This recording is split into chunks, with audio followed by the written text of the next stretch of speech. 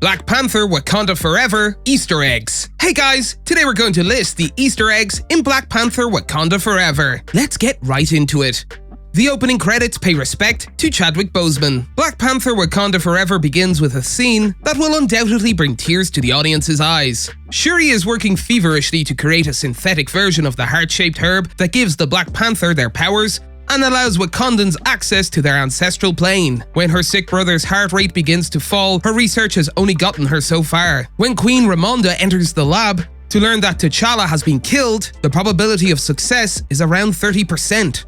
The scene transitions from Shuri's devastated expression to what appears to be the standard Marvel Studios opening credits. This is the graphic format that Marvel fans all over the world have grown to know and love. Instead of the familiar, triumphant Marvel Studios theme music, there is no music or sound at all this time. And, rather than a highlight reel of all of the MCU's mightiest and most popular heroes, each letter is filled with stills and clips of Chadwick Boseman as T'Challa from all 4 of his appearances. When the Marvel Studios logo is arranged, the words first glow with the purple of the heart-shaped herb before fading into T'Challa's Black Panther suit's black and silver. This minor change in the opening credits format pays homage to Chadwick Boseman and beautifully transitions into the funeral scene that follows. T'Challa's death mirrors that of the actor who played him. When it was revealed that Wakanda Forever would not recast the role of Black Panther, aka King T'Challa, fans speculated on how the sequel would deal with Boseman's tragic death. The trailer made it clear that T'Challa dies in the MCU universe, but the specifics were kept hidden. T'Challa died in much the same way that Boseman died, from an illness he kept hidden from the public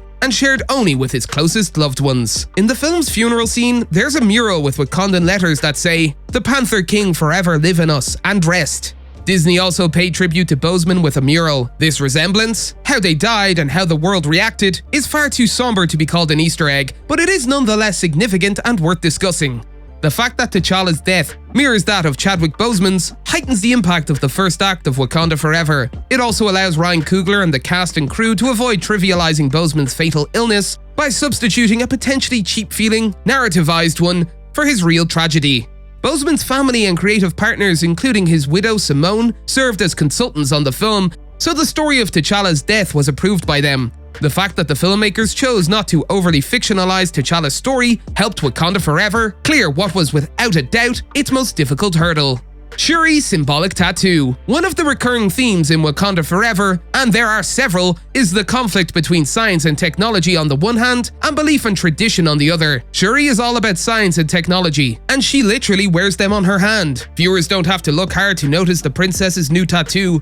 It appears several times throughout the film. There's a graphic design that looks like particles being rearranged. Perhaps it's a visual representation of vibranium's chemical makeup or some other scientific breakthrough she's been working on. Shuri rejects the supernatural throughout Wakanda Forever, even after experiencing it firsthand on the ancestral plane.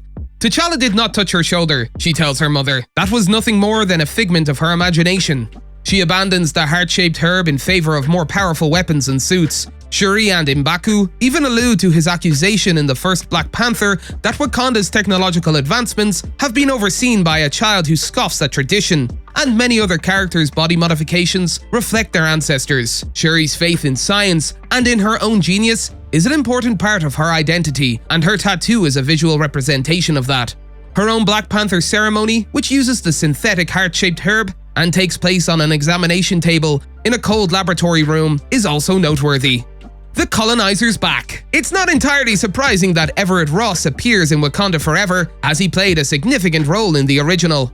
After being shot, Shuri used Wakandan technology to save his life, and with T'Challa's younger sister and Wakanda's top mind promoted to the protagonist, we were likely to see him again. He's been used in an unexpected way. The subplot involving his former marriage to Julia Louis-Dreyfus's Valentina Allegra de Fontaine in Wakanda Forever serves as a preamble for the upcoming Thunderbolts film. But for the time being, the MCU is more concerned with his relationship with Shuri, to whom he owes a great deal. Shuri referred to him as a colonizer during their first meeting, as both a cultural critique and a playful term of endearment. When she sees Everett Ross again, she greets him with the same pet name and decides to pay off his debt in exchange for information about Riri Williams, the creator of the vibranium detector. Everett is fascinated by the remote Kimoyo beads that the Wakandans use to stabilize injuries and communicate in Black Panther. He discovers a bracelet of them at the crash site, which Valentina has bugged.